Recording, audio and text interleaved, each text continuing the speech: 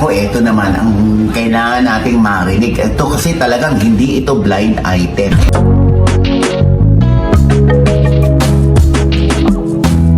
Tapos nag-aaway-aaway pa sila.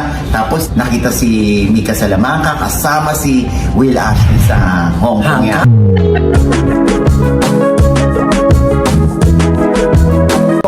Hindi natin alam kung gaano ito katotoo, pero yung nag-confirm sa akin ay madalas ko ng kasi ito nakakausap Oo talagang wala pa siyang sablay. If ever nasasablay siya dito. First time? First time. Oh.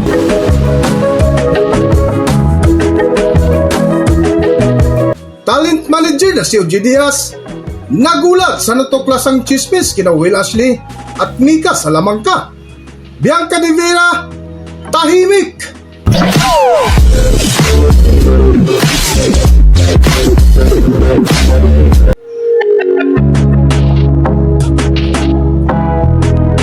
Welcome back to Philippine Celebrity Broadcast.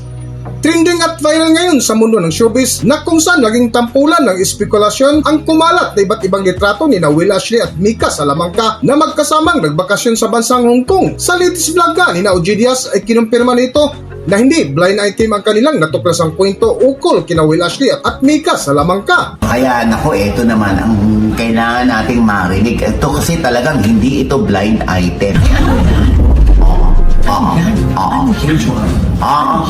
Eto na nga, nakarating lang sa aking kaalaman. Ay, no. At gusto ko na rin natin itanong sa kanila. Yan, ha? Kasi nga nag-aaway-aaway yung Wilka. Tsaka yung Dasbia. Sino bang mas mapalad kina Dustin at Will Ashley? Para sa puso o sa nag-iisang puso ni Bianca? Away-away yung mga fans yan. Kahit nga yung palabas ng Love You So Bad. Kanya-kanyang paandar ng mga pa-black screening. Diba? Tapos nag-aaway-aaway pa sila. Tapos nakita si Mika Salamanca kasama si Will Ashley sa Hong Kong yan. Ayan. Oo. Tapos nagagalit sila kay Will. Oo. Dati si Dustin titira nyo, ngayon ayan. Ano ngayon? Si Will kasama si Mika. Tapos nilinaw ni Mika sa kanyang statement na originally hindi naman talaga kasama sa plano sa pag-alis nila sa patungong Hong Kong si Will. Hanggang sa ending, jumoy na si Will kasama ibang friends, kung sino man yung mga friends nila, no? Yes. Oo, yun. Ngayon, may nakarating lang naman sa akin. Oo. At itatanong na rin natin, hindi namin kino-confirm dito. Ano yan? Ako mismo bilang si OG Diaz, hindi ko po kino-confirm to. Pero may nakausap lang ako. At ewan ko ba, biglang sinabi na confirmed yung Will Ashley at Mika Salamanca. Sabi ko na na may relasyon. Sabi ko, naku, anong damdamin kaya dyan ni Bianca? Kung totoo man, o kung may alam siya, or wala siyang alam, Mama Ogs, nagkakamabutihan naman sila ni Dusty. Sabi sa So si Dustin ang the winner takes it all? The winner takes it all. Yun ang nakarating sa atin. So, Sa patuloy nga ng paksa ni OG Diaz ay malinaw ang kanyang binitiwang salita na sa lahat na nagbigay ng info ukol sa chismis ng balitang showbiz ay baka ito pa ang pinakaunang sablay kung sakaling mali ang balita na kanilang natanggap ukol sa relasyon ni Will Ashley at Mika Salamanca. Para sa buong kwento, narito ating panoorin ang video. hindi natin alam kung gaano ito katotoo, pero yung nag-confirm sa akin ay madalas ko ng kasi ito nakakausap Oo talagang wala pa siyang sablay. If ever nasasablay siya dito. First time? First time. So ayan hindi po ako nag-confirm. Meron lang ako nakausap na sa akin kinonfirm na si Will Ashley at si Mika Salamanca ay playing sweet music together. Ganyan.